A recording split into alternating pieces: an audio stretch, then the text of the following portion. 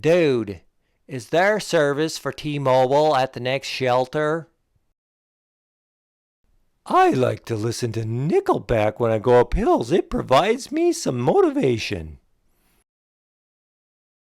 Netflix and chill. I can't wait to catch the next episode of Ozark tonight in my tent.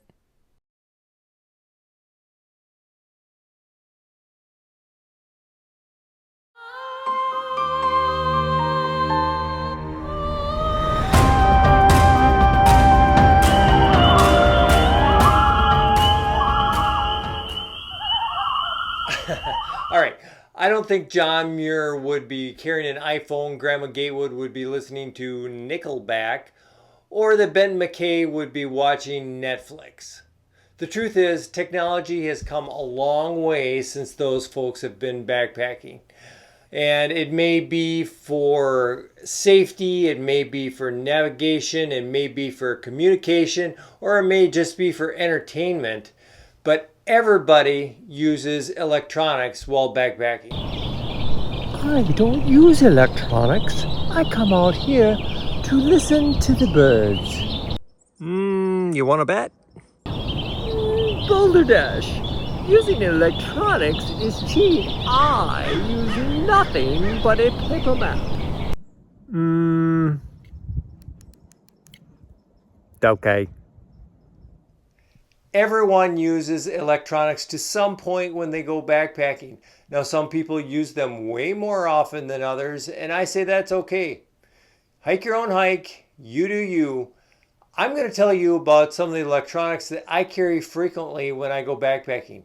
There are a link to all of these items in the description below, along with all the rest of the items that I carry frequently when I am hiking. The first one that we talked about was a headlamp. So I carry the Nitecore NU25 rechargeable headlamp. I love this headlamp. Like I said, it's rechargeable, it's super light, and it's super bright. The charge on this thing will last 3 to 4 days depending on how much you use it, and then you have to recharge it with a little cord. I carry the Garmin InReach Mini. Now this is an amazing satellite device. They aren't cheap. They cost over $300 and I pay over $25 a month for the service. They can be paired with your phone and you can use it for navigation on your phone via the satellite. But the top 3 reasons why I carry a Garmin InReach Mini is number 1, it has this SOS button here. So if I'm out there and I break my leg or I get attacked by a bear and I'm still alive, I can flip this little tab and push a button and it'll tell rescue people that I need help and they'll be able to see exactly where I'm at. The second feature is through this service, you can set it up so it will ping where you are at every 10 minutes on the trail. And it will share that on a website that you can share with your spouse or with other people who know that you're hiking, and they can see you progressing. So they can see, okay, you've hiked 3 miles in the last hour, hour and a half, and you're moving and you're fine. I know my wife can use it. You know, if I can't get a hold of her at night, she can see me the next morning, 9 o'clock, I'm moving on the trail and I'm doing fine. And the last thing is you can actually message people with this. So if you don't have cell service, you can text people preset messages or you can text your own messages. And it's a little hard to actually type using this, but you can pair it with your phone and it's just like messaging. However, be warned that sometimes it takes 10-20 minutes for it to work through the satellites. So if you're going back and forth, it may take a little while. Nowadays, almost everyone carries a smartphone or an iPhone, and these are really great for backpacking because they're so little, they're so light, and they can do a lot of different things. Of course, one of the things you can do with it is communicate, whether that be via telephone or if you're messaging and texting people, you can communicate when possible with your phone. Another thing you can do with it is navigation. This is really handy and I do it quite often. You can download apps like Avenza, Far Out, Gaia, All Trails. There's a bunch of different ones. And the great thing is, if you have it on your phone, you don't have to pull out that big map, paper map. And most of these apps will show you exactly where you are located on that map. And some of them will even tell you, if you're walking eastbound on the trail, it's 1 mile to the next trailhead, or, there's a water source that still has water in a half a mile, or other things that you're looking at. It'll tell you how far away you are from that. Now, you should always carry a paper map as backup just in case this thing fails. You'll know where you're going. If you'd like to see which navigation apps I like to use when I go backpacking, I've done a video on that and I'll link it right up in the cards. The other thing you can use your smartphone for is taking photos and shooting video. It's very important to save those memories along the trail. And I actually use my iPhone for shooting all of my videos, including this one. The final thing that I use my iPhone for when I am backpacking is for entertainment. I do a lot of solo backpacking, long distances, multiple days, often on trails where I don't see many people. And I like to break up that loneliness, that quiet, with listening to a podcast or listening to music in a responsible way. I also use my iPhone for watching shows when I get to camp. So when you hike 15, 20 miles a day over a week or two and you're all alone, there's very little motivation once you get to camp and set up camp to go gather firewood. You're thinking about, I'm going to eat, I want to rest. So that's exactly what I do. I eat and then I go to my hammock and I rest, in that warm cocoon of your down quilts. And I have my feet up and I just watch a show and I relax before I fall asleep. So smartphones are a great, small, lightweight, backpacking, multifunctional tool, but it can be a slippery slope.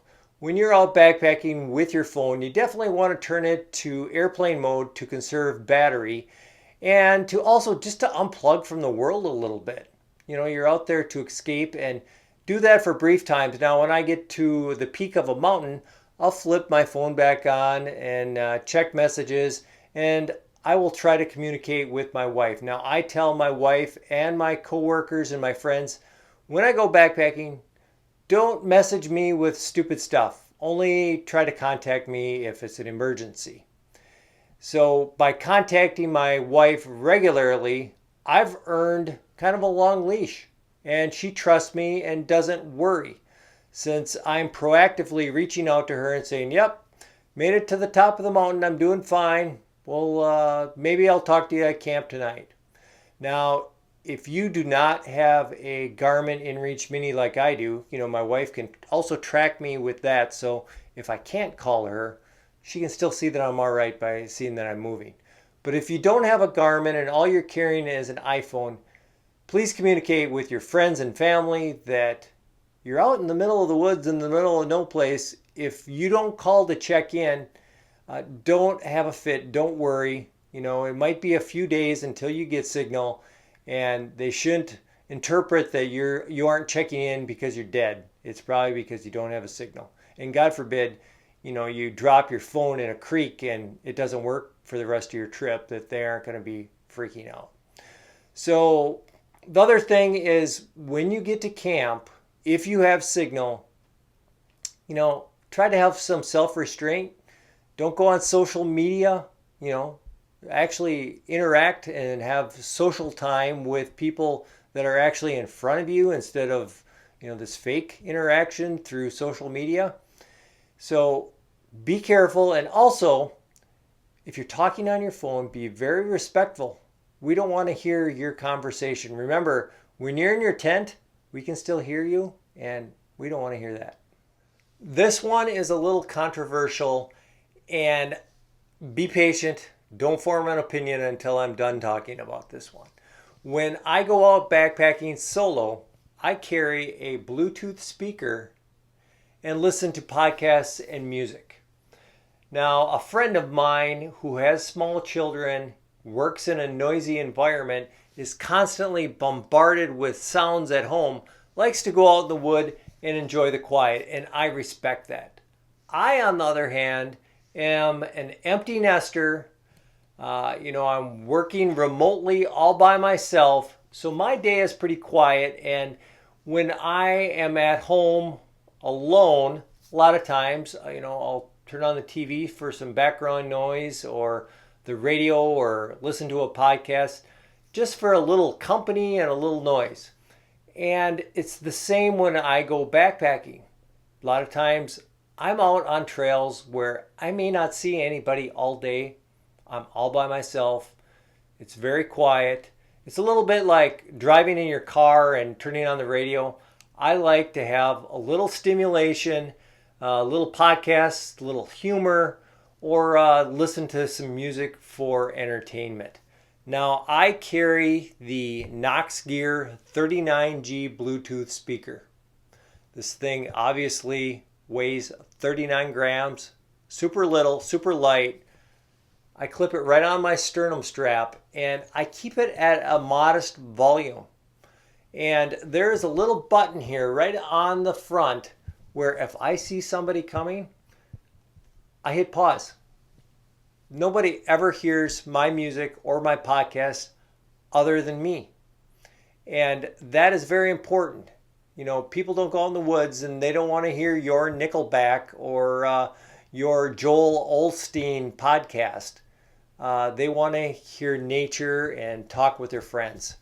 When I go out with my friends, I don't listen to music. I talk to them, and I don't make them listen to my podcast or my music. So it's not for everyone, but it is for me. I carry a Bluetooth speaker.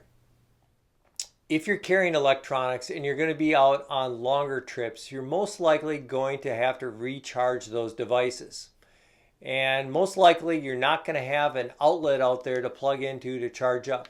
So the way that you do that is with a power bank. So I carry Anker power banks. It's the brand of power bank that I like. They are very heavy, as are most power banks, and really add on to that base weight. But I've found them to be high quality and very dependable. And the way that I can reduce weight is if I'm out there for a week, I may have to carry a bigger power bank like this. But if I'm out there for 4 days, I can carry a smaller one that is much lighter. We are into the section of the items that even I admit are a little crazy for bringing along camping.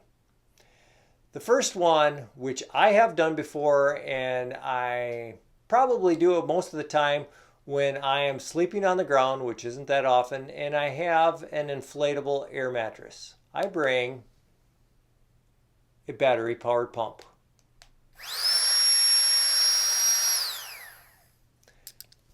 Nobody wants to blow up an air mattress, and sometimes I'm lazy. This thing is light, it's small, it's convenient. Unfortunately, it is very loud. So if you are going to use this, make sure that everybody in camp knows that you're using it for a minute and you aren't rolling into a campsite with a bunch of people sleeping at 10 o'clock and everybody has to listen to that. No, don't do that. Okay. The other thing you can use it for is if you're building a campfire and you're super lazy and instead of blowing on the fire, it's got you covered. Okay, this item I've never used before. There's a couple of winter camping items that are battery powered that I've seen people bring that are kind of crazy. First one is I've seen people bring a battery powered drill or driver. And the reason for that is when you are hot tenting, sometimes you have to put your tent into ice. And they use these screws that hold better for the bigger hot tent opposed to a stake. And in order to get that screw in, they use that battery powered driver. Other one that I haven't seen personally, but I've seen on YouTube is when you're hot tenting, you have to process a lot of firewood for that little stove if you want to stay warm. And I've actually seen some lazy guys bring a battery-powered chainsaw. Of course, that is very heavy, and these batteries are very heavy, but when you're winter camping, sometimes it's worth it for that extra weight. This is how you hot tent, kids. Me personally, probably not, and I hope to God that no one is bringing a chainsaw in the summer for processing firewood. Whether it be for safety, communication, navigation, entertainment, or simple convenience, everybody uses electronics to some point. Now, if you're one of these people who tries to minimalize your use of electronics, great, I'm happy for you. However, don't be arrogant and think that your way is better than that guy who may watch Netflix at night in his hammock. You need to respect other people as they should respect you, and you should not have to listen to their music or them talking on the phone. It all comes down to common sense on the trail. You know, leave no trace. You aren't going to leave garbage on the trail. You aren't going to be noisy when other people are resting. And you need to use your electronics respectfully. Hey, thanks for watching. If you like this video, it's Midwest Backpacker. Go ahead, hit subscribe, hit that bell notification. They'll tell you when I put out new videos. I put out all sorts of photos and other nonsense on Instagram and Facebook. I also have Midwest Backpacker gear for sale in Teespring. I don't know. I think I'm going to go Netflix and chill. We'll see you on the trail.